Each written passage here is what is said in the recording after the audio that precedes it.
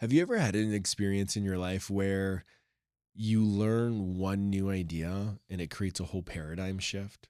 The way you see the world is different. And then maybe even a long list of things that you wanted to integrate or work on are so much easier because of the one thing. I'm hoping that this episode is that linchpin for you that makes so many other things make more sense so that you can show up differently for yourself, your relationship in your own life to yourself, to your body, to food, but also to your partner, to your kids, to your friends. I think there's a lot of belief out there that we need to get stronger and build more tone and capacity and skills and then that's the thing that will create more inner peace. And yes, that's true too. I'm not saying it's not true. But what I'm saying and inviting is that there's a whole nother way of approaching it that is going to actually create the liberation. And this is the theme around weakness. I think as a culture, and I really believe that so many of us have unconsciously developed defense strategies and overcompensations to not actually have to face the parts of us that just are weak.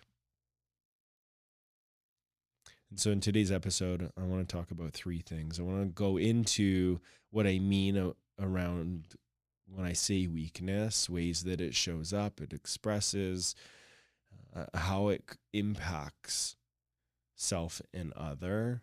And then I'm also going to give you a framework that's actually from Richard Rudd that's for how to integrate shadow in the gene keys, but we're going to apply it here because these places, these weaknesses that we all have as humans are shadows. Another way of saying shadow is challenge, a challenged part of ourselves. Every human has these places. Yet it's wild how many of us will go to nth degrees to not have to be seen in those places, to not have to feel it. But ironically, it actually perpetuates the problem even more. The more we don't want that part of ourselves is the more we perpetuate it and create situations time and time again that give us the evidence that validate the belief of, oh, I must be this. I must be inadequate. I must be a loser. I must be weak. I must be, insert whatever belief. Okay, so I want to start off by naming this episode isn't just for you guys. This is an episode for me. I'm speaking to myself because this one I could be reminded of over and over and over again. And recently I had an experience that really landed in a different way. This makes more sense to me now. Most of my life I've overcompensated to try not always, like, not consciously. I've tracked this pattern in me lots, but then there's places where it's been a blind spot. There's a lot of places where I've overcompensated to not have to feel my weakness. I really like being seen as an inspiration, as strong, capable, confident, which is also true about me. And there's a place that no matter how many books I read, no matter how many podcasts I listen to, no matter how many retreats or live events I go to, Tony Robbins experiences, coaching sessions I have, therapy sessions I have, men's work that I do, no matter how much of all of that I do, there's always this part of me that surfaces that is weak. And it's new for me to just say that because I would somehow tell a story of, well, it's just some of the time, and it's just a part of me, and which is true, but there's even in it, there's an energy of, no, not actually. I'm actually strong. I'm so capable. And I would go into these situations of defending and deflecting another person's experience that is a direct impact for when my weakness is alive. And this is important. So to my first point, if we don't learn how to love and accept the places in us that are weak, we will defend, deflect, project onto others that it's about them. We won't actually take responsibility for places where we hurt other people in the places that we're weak. And then that creates hurt, and that creates disconnection and distance and resentment. It's a gnarly thing. If we don't fully love the places of us that are human, that may never change, they may improve over time, but may always be there, we're denying other people's experiences that might be impacted by those parts of ourselves. Let me explain. If you're like me, and maybe you grew up in a household where there was some sort of substance abuse, an addict in the house. Growing up, and I say this, like, please hold my father with so much love. He had his own journey in relationship to his own pain, and one of the ways of dealing with that was alcohol. So he was an alcoholic. He drank every day. And if you were to ask him, he would say he wasn't an alcoholic. He was definitely an alcoholic. And he would defend that and had a hard time accepting that that was true. Until decades later, my mom walked in the door and put an Al-Anon pamphlet on the table. And then he picked it up and he looked at her. This is after I was grown up and out of the house. And he said, "What's this?" She said, "Well, it's an Al-Anon pamphlet. I went to go get some support." He's like, "Well, what do you mean?" Like, "Well, you're an alcoholic and I need support." He said, "What?" And he woke up to something. He woke up to a truth. And the very next day, he went to a meeting and started to get support and started to go through the steps and made a significant change in his life. But what's interesting is all the years that he didn't accept that he had this weakness around his relationship to alcohol, he actually created more weakness for himself because he just kept drinking and drinking and then having less emotional ability to attune to other people. And then that created a big mess. It hurt a lot of people. It hurt himself and it hurt a lot of people. And the reason I'm sharing this is for some people that's relatable. And my imagining is you can insert whatever experience that might be different than substance abuse. Maybe it's, work, addiction to work, or I don't know, maybe there's this place you've been hurt in a relationship and you keep trying to be seen in that place in the relationship, but the person can't just own, "I'm so sorry I hurt you. I'm so sorry I did that."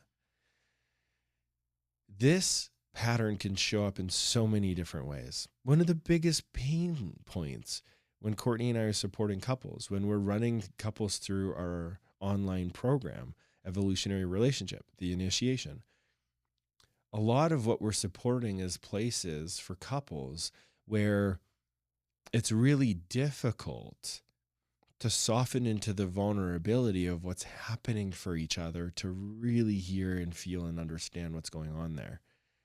It's hard to love that part of the other person. And often when it's hard to love that part in the other person, we're having a hard time loving that in ourselves. That's why we're so triggered by what's going on over there. Let me use an example here. Imagine that you were Red Bull. You're on the Red Bull team for skiing. One of the world's greatest, most courageous, strong, capable skiers. I can almost guarantee you if I walked up to you and said, "Hey, you suck at skiing," you'd probably look at me and laugh. I was working with a client today and I use this example, but in the place where they're the most confident. I said, well, what would you think if I said this? Well, I'd just laugh at you. Why? Well, because I know it's not true. Right. If I said to you, yeah, you suck at skiing, you would laugh because it's like, you are sponsored by Red Bull, you get paid millions of dollars, you just go and have these epic experiences that have so many reps in of skiing really complex environments and nailing it. And, even in the places where you didn't nail it, you fell, you tripped, all the things, and you kept getting up, getting up until you landed it. And then you have all these experiences that have led to the sponsorship. You're going to feel so good about yourself that it's going to be water off a duck's back if somebody tries to put you down. Even if many people try to put you down, my guess is you would just look and laugh. Why? Well, because you are able to love the part of you that had to go through all the weak moments of not having it, of not knowing the skill. And over time, many experiences and time created a confidence. Now, I'd say in human beings, so many of us do have limited places. We have wounds that aren't fully healed, that aren't fully integrated. And some of us, they may never fully integrate. It might be a sore spot, a sensitive spot, maybe your whole life. I don't know. But the more we resist building a healthy relationship and loving the part of ourselves that are weak, the more we will fight and defend those places, deny those places, and try to numb out those places. So how weakness I see show up in relationship is the inability to attune to each other. And not globally, but I'm talking about the places where things are sticky or the pattern keeps playing out.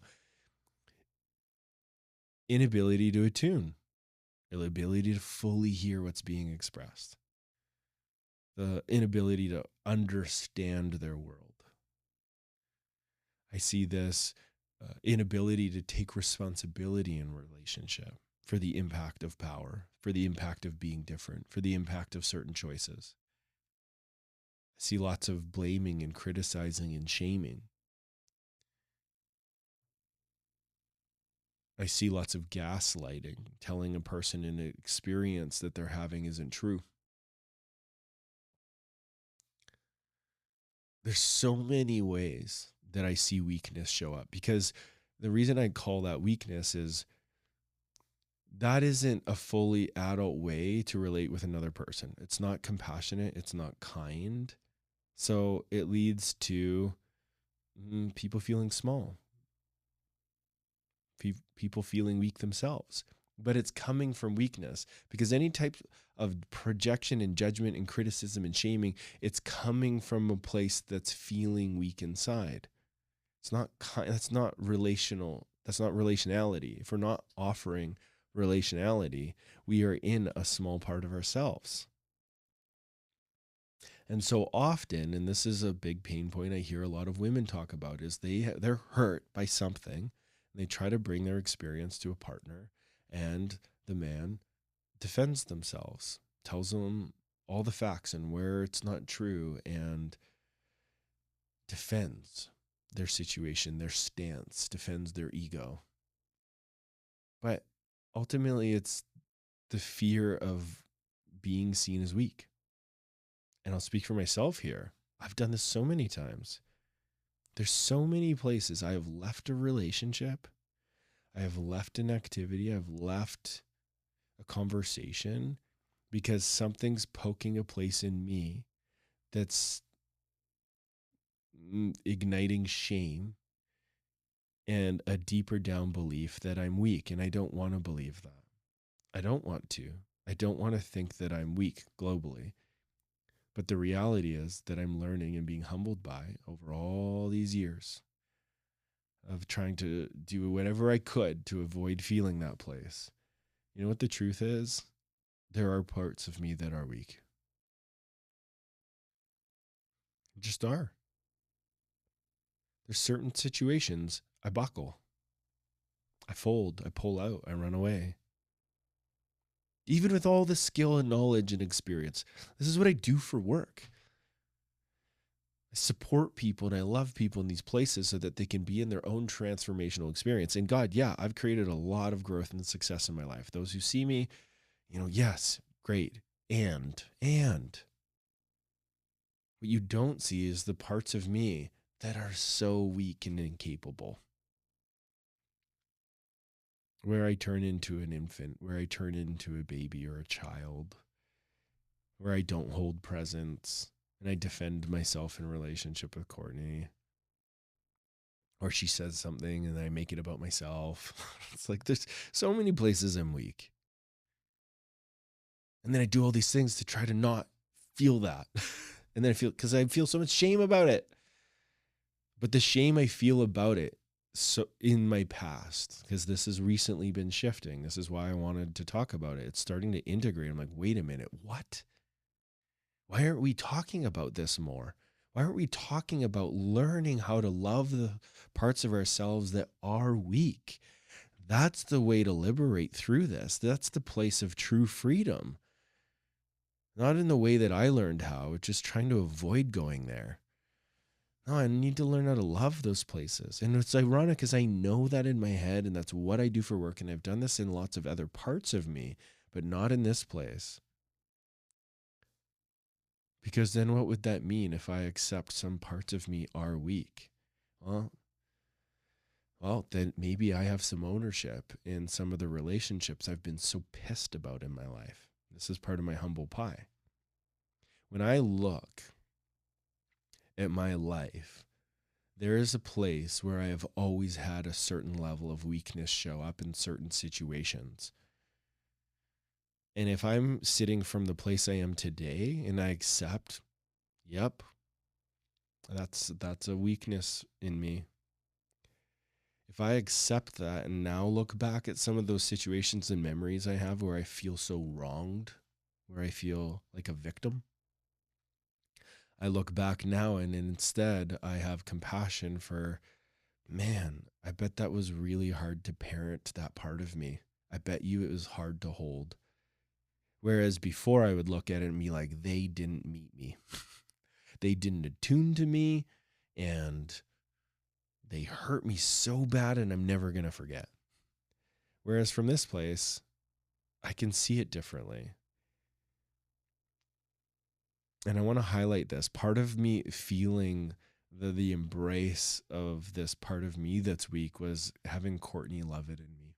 She saw it in me and I was trying to avoid it and I wanted to move past it. And she initiated the hell out of me. And we talk about this in our work often.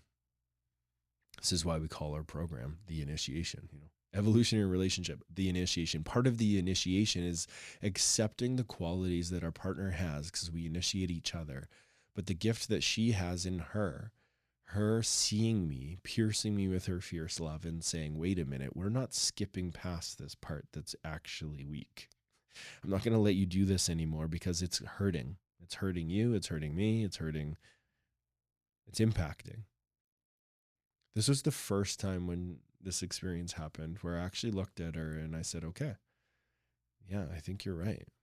And my body, something was different where my body was able to fully receive her.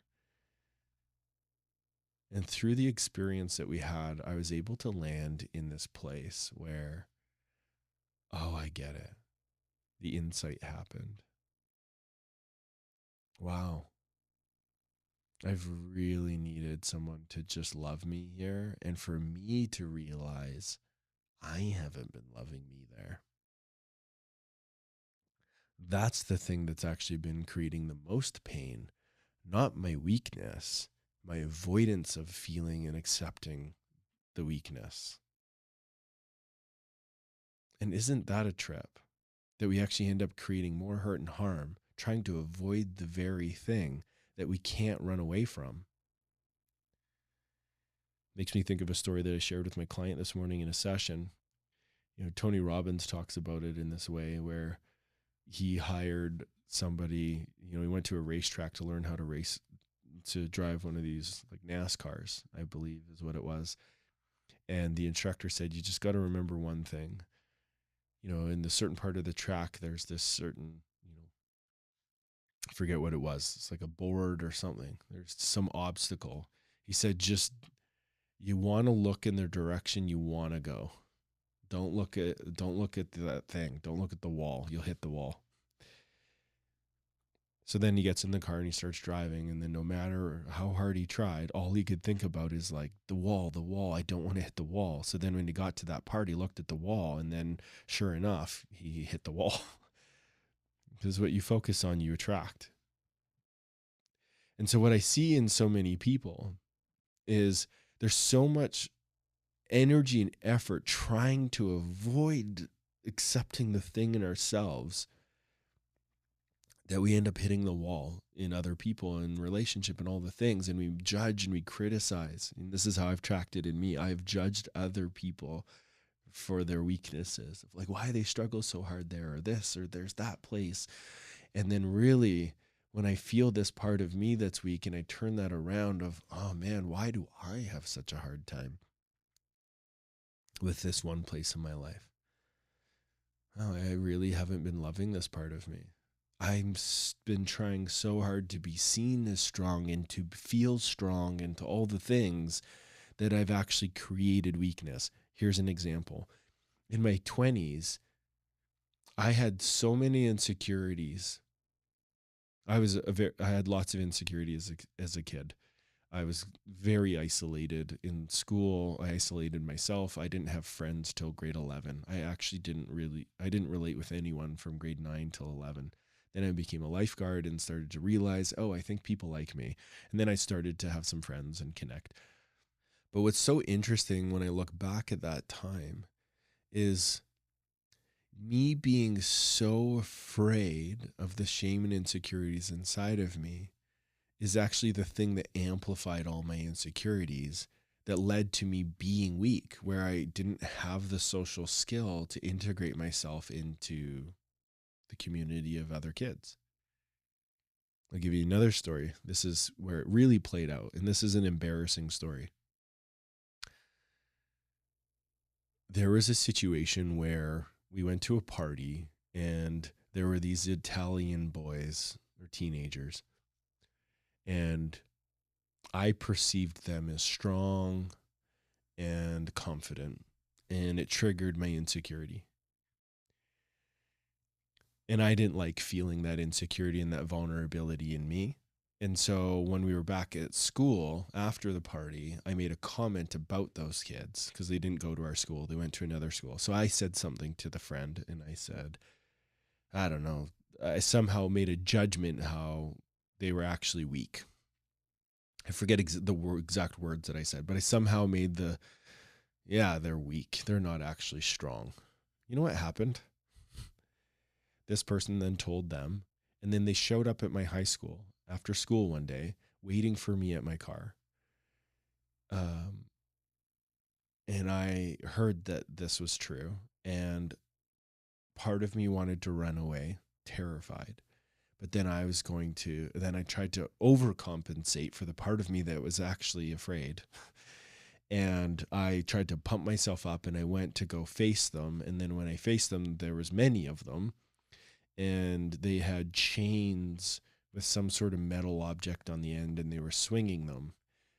And guess what I could not run away from? The part of me that was weak. This person came up to me, and I was so scared that I pissed my pants. And I don't think I've ever publicly told this story before.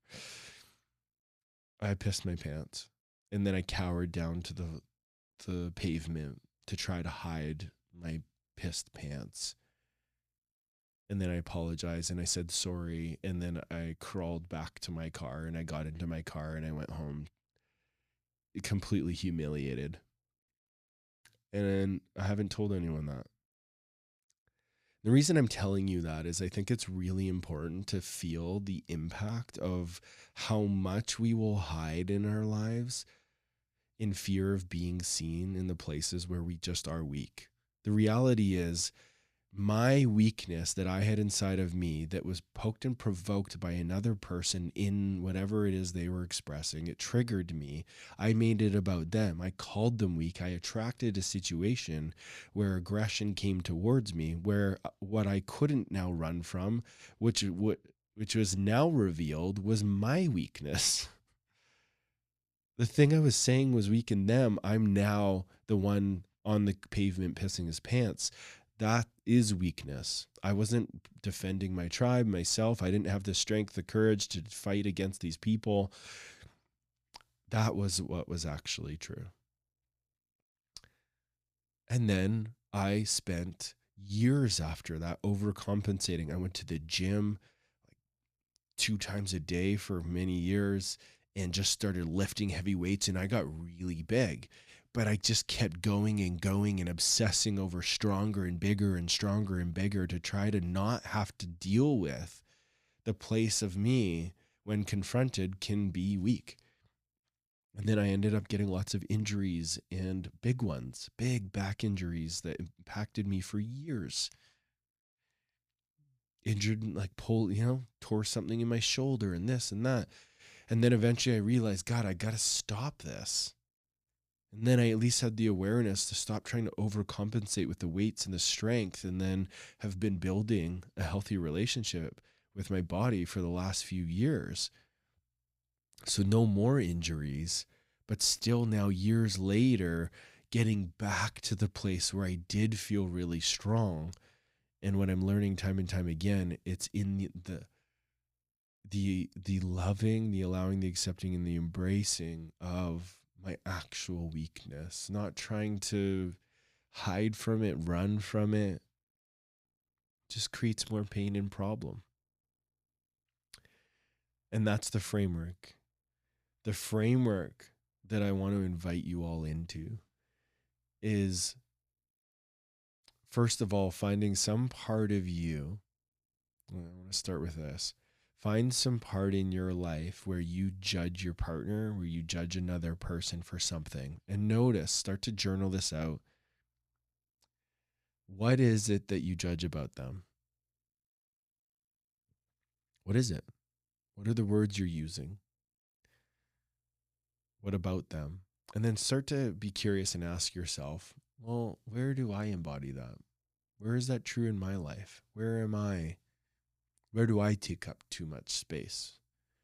Where do I shut down or freeze? Where do I not take action and do the thing that I know I need to do and procrastinate? Where do I smell? Where do I, whatever the judgment, whatever the criticism, whatever the projection, be curious of, wait a minute, where is that true for me? Once you find some of those things, I want you to then use the framework. And there's 3 phases to this framework. And again, this is from Richard Rudd. First one is we want to allow that projection on allow ourselves to connect to where that's true in us. So I'll use mine. Wow, God, why won't that person just do the thing? How can they just keep, what's an example that I use? How could they let their body get to that place? How could they just eat and eat and eat and eat to this place where it's like their body is in this situation? Well, when I really look at it, and then if I turn that back on myself, I'm like, wow, God, where's that place where for me, I just keep trying to push and prove myself and how strong I am to not have to feel the weakness? Can I allow that? Can I allow myself to feel? And then the second phase is accept. Can I accept? Can I allow the feeling of the weakness to be here? Oh, yeah, here's that part of me that wants to hide, run, contract. And can I accept it? Yeah, here's this part that shows up. I'll use another example of this, how this shows up in my life. I'll go to build some new offering in a way that I've never done before. Right now, I'm birthing this program called The Initiated Man. I thought it was going to be launched in January. We're now into February and I haven't launched it. And a part of me has been feeling lots about that. But when I actually take the pressure away, and if I go into the part of me that is weak, that does take a bit more time to really make sure that everything's done well here, yeah, now I can just accept that. Yeah, you know what? That's a theme in my life. When I was in school, I tried really hard and I still didn't do well. I failed lots of courses. A's in construction and mechanics and guitar building, and B's in biology, which I liked, but everything else almost failed across the board. French, English, socials. I just couldn't math. And that's just true.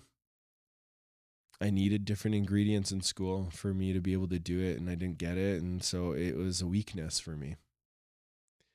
And so that impacts when I'm going to create a new thing. I hit all these weak parts of me that need reassurance, where I have to feel my feelings and I have to work through it and I have to get support from my coach. And then I need to talk to that person and get their wisdom and encouragement. And then eventually I do enough of the steps and I do the thing. And then now I'm confident and you can't stop me. And then I'll just go and I'll do the thing with so much ease the second, the third, and the fourth time. But the first time in a lot of places, God, do I struggle? Because a part of me is weak. God, even 6 months ago, I would not have wanted to tell you that. But I think it's important to tell you from this place because I don't feel embarrassed telling you right now, because I feel I'm understanding on a deeper level this framework, this practice that I'm inviting you into, which is allow, accept that that's true. And then the third one is the full embrace.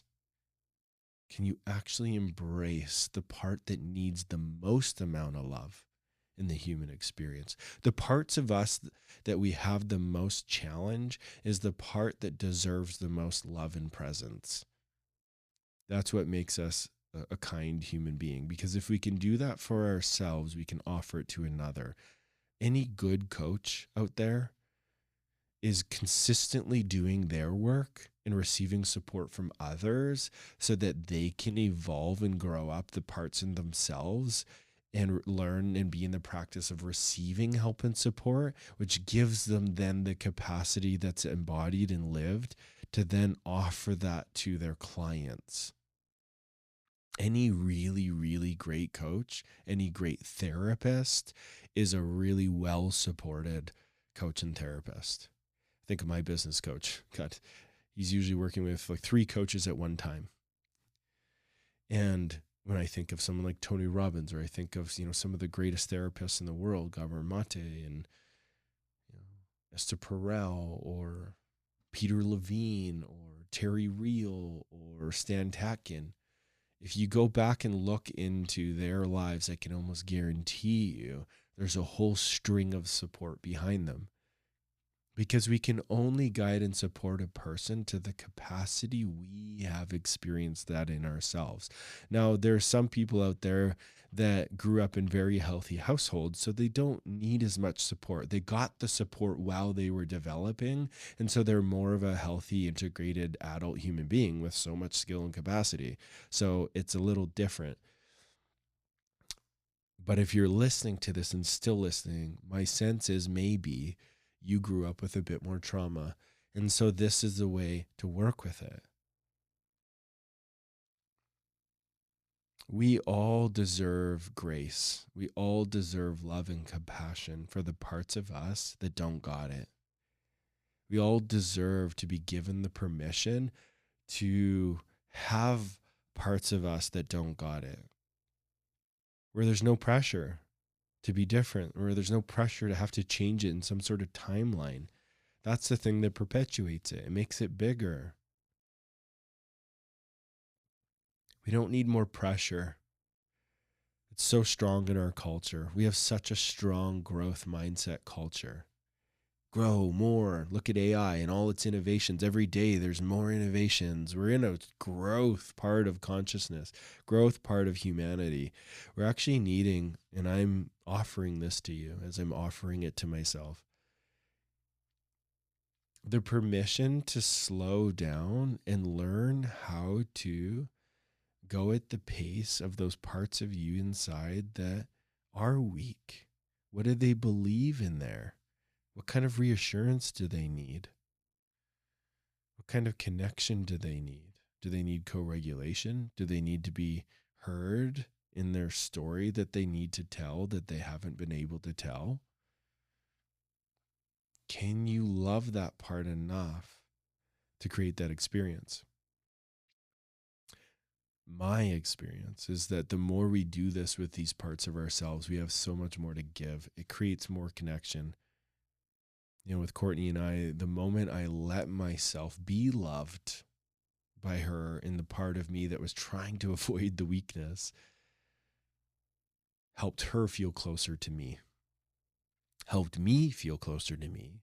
And then I then felt closer to her because I had a new experience to offer. I had more presence to offer.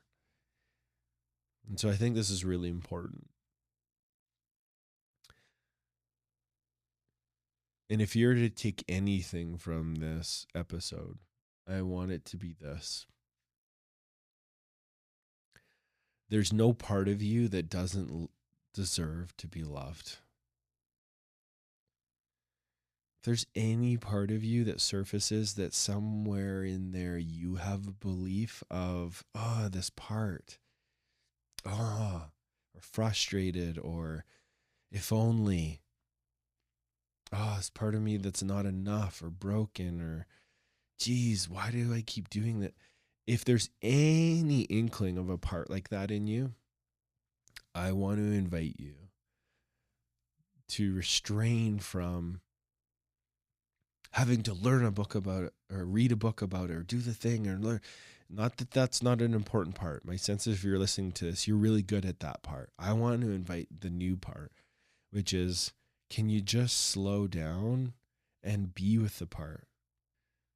Can you allow, can you accept and embrace that part? And then watch what happens with those ingredients.